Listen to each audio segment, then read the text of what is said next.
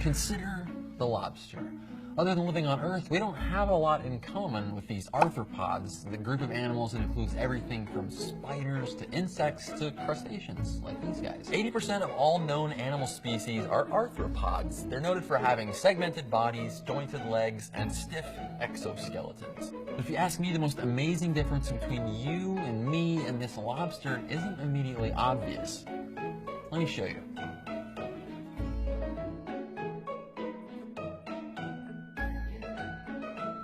Right here, the poop chute, or more accurately, the dorsal intestine. Now, if you've ever eaten lobster or shrimp or crawfish, you've probably just thrown this thing away. But this gross little tube holds more than just lobster poop. It tells a special story of one event hundreds of millions of years ago that changed the course of your body.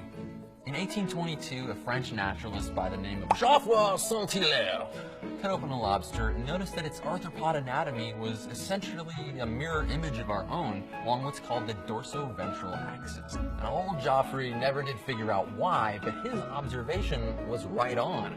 Animals like us have our guts and circulatory system on our belly side and our nerve cords along our backs. But arthropods have ventral nerves and dorsal guts.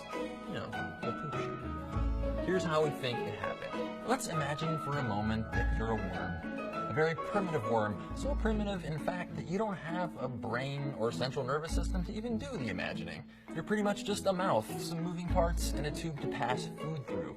Up and down and back and belly really don't mean much to you, but hey, it's a living. For a long time, all your grandkids will live and grow like you did, until one day, 600 million years ago, one of them decided to start doing the backstroke. Maybe its mouth ended up on the wrong side, or maybe it had colors that gave it an advantage. But whatever the case, these upside-down worms not only survived, they flourished. They would go on to develop spinal cords and brains and bones and heads and YouTube. Here's one of your earliest baby pictures. You're basically just a frisbee-shaped wad of cells, but already patterns were in place that would determine precisely the body you'd one day become. Everything from your intestines to your epidermis. On either flat side of this disc, a special gene was expressed. Over here, cells were set on course to become your guts and your heart. On the other side, though, the second gene inhibited the action of the first, and instead of being told to become guts, those cells were fated to become your spinal cord.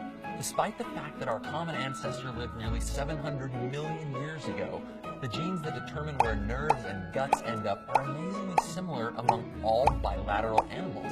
This means that the same set of instructions define where your nervous system forms and where a lobster's nervous system forms. But somewhere along our evolutionary history, one of us got flipped. So which plan came first? Ours or the lobster's? Who, I dare say, is living the upside-down life? Sorry to disappoint you, but it's us. Studies of a rather unfortunate-looking worm suggest that we are the new kids on the body plan block.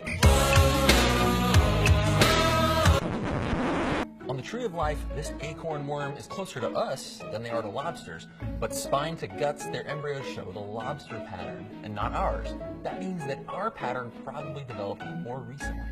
So while lobsters may sit there in their bubbly tanks laughing their lobster laughs and wondering why all of us humans are built backwards, I think we got the better end of the deal. Stay curious.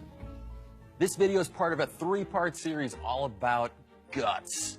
If you want to know more about why your body is organized the way that it is, then check out the rest of these videos, if I've uploaded them yet.